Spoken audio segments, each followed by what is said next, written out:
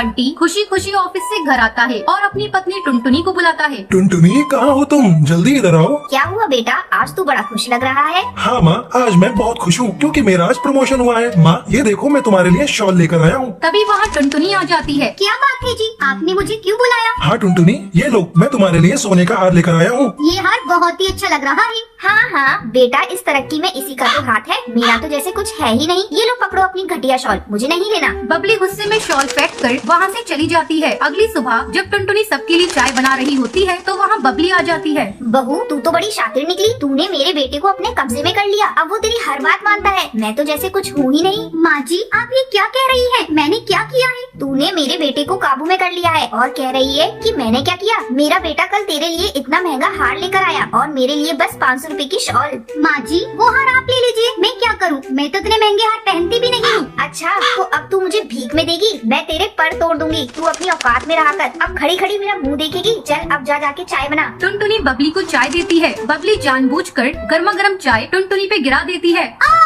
माँ जी, आपने ये क्या किया। तेरे साथ जो मैंने किया बहुत सही किया। इसी तरह कुछ दिन गुजर जाते हैं।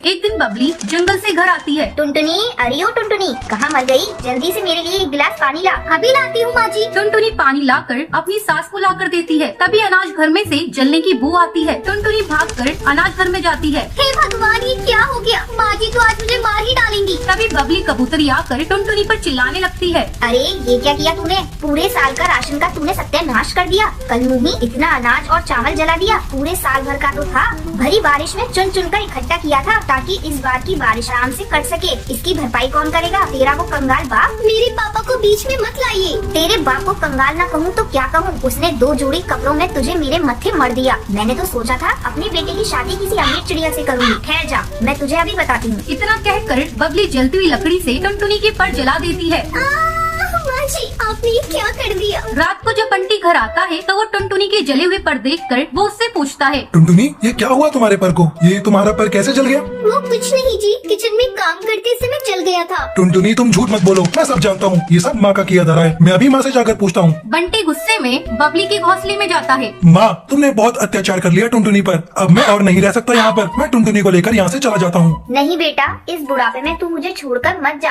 आगे से तुझे मेरी कोई शिकायत नहीं मिलेगी। नहीं माँ, अब मैं तुम्हारी एक नहीं सुनूंगा, मैं जा रहा हूँ। बंटी टुनटुनी को लेकर घर छोड़कर चला जाता है और दूसरी नदी किनारे बने पेड़ पर अपना आशियाना बनाता है। ऐसे ही कुछ साल गुजर जाते हैं।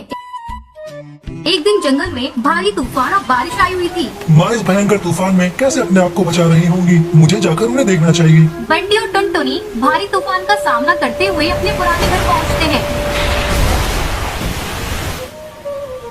वहाँ बबली कबूतरी बारिश में भीग रही थी और आखिरी सांसें गिन रही थी। माँ, तुम्हें क्या हुआ? माँ बेटा, मुझे माफ कर दे। बहू, तू भी मुझे माफ कर दे। इतना कहते हुए उसकी सांसें वहीं रुक जाती हैं। उस दिन के बाद से टुनटुनी और बंटी अपनी माँ के घर में रहने लगते हैं।